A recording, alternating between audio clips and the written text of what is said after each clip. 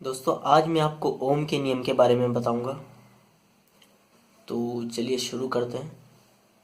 Ohm's law के अनुसार अगर टेम्परेचर को कांस्टेंट रखा जाए तो जो कंडक्टर है उसमें फ्लो होने वाली करंट उसके टर्मिनल्स पर वोल्टेज डिफरेंस के डायरेक्टली प्रोपोर्शनल होती है।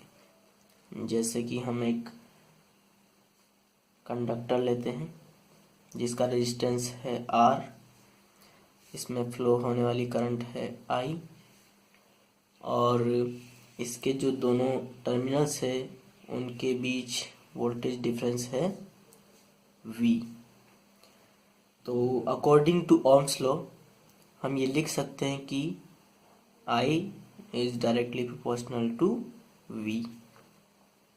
अब प्रोपोर्शनलिटी हटाएंगे तो एक कांस्टेंट लगेगा और वो कांस्टेंट है 1/R।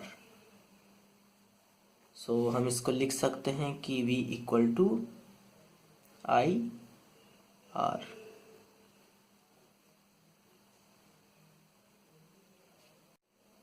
अब अगर हम V और I के बीच में ग्राफ खींचते हैं तो ये एक स्ट्रेट लाइन आता है। ये आपका वोल्टेज, ये करंट। तो ये ग्राफ कुछ इस तरह से आता है जो कि ओरिजिन से पास होता है 0,0 से, और इसका जो स्लोप होता है tan थीटा वो होता है 1/R। जो रेजिस्टेंस है R उसकी यूनिट होती है ओम, जो कि साइंटिस्ट के नाम पे है। इसको हम इस सिंबल से रिप्रेजेंट करते हैं। अब ये R जो है ओम, जो रेजिस्टेंस है वो किसके ऊपर डिपेंड करता है? ये R इक्वल टू होता है ρL/A। ये जो कंडक्टर है आपका,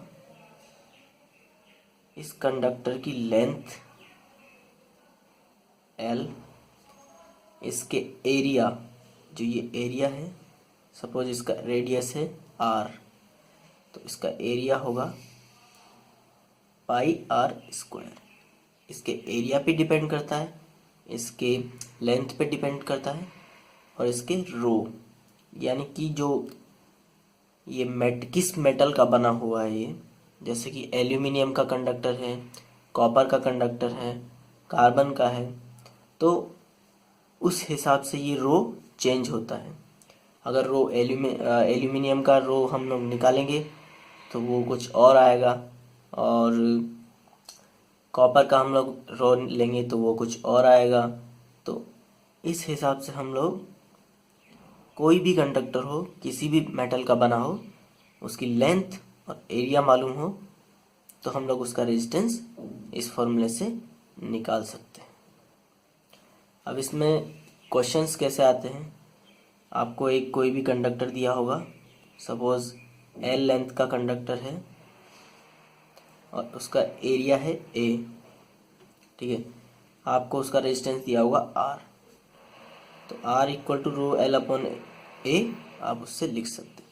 अब आपको बोला जाएगा कि हम इसकी लेंथ को डबल कर दें, एरिया को कम कर दें, हाफ कर दें, तो रेजिस्टेंस क्या होगा? सपोज L को हमने 2L कर दिया, एरिया को हमने हाफ कर दिया। इसको मैं A2 लिख देता हूँ ताकि हमको पता रहे कि ये जो चेंज हुआ वाला है वो एरिया है। इसको मैं L1 लिख देता हूँ, सॉरी L2। तो जो हमारा नया रेजिस्टेंस है R2 वो हो जाएगा ρL2/A2। अब इसमें वैल्यूज डालेंगे तो L की वैल्यू हमारे पास है 2L, और एरिया हो जाएगा हमारे पास A2 1/2 इंटू A। तो ये होगा आपके पास 4 रो L बाई A। तो यहाँ पर जो 4 के साथ जो टर्म है रो L अपॉन A वो है R, तो ये होगा 4 इंटू R। तो आप देख रहे हैं कि यहाँ पर रेजिस्टेंस है वो 4 गुना बढ़ गया है इसकी लंबाई और एरिया चेंज करने पर। तो इस तरह से आपके क्वेश्चंस आते हैं। और एक क्वेश्चंस में ये भी पूछ सकता है कि अगर हम इस वायर को खींचकर लंबा कर दें तो इसका रेजिस्टेंस पे क्या फ़र्क पड़ेगा।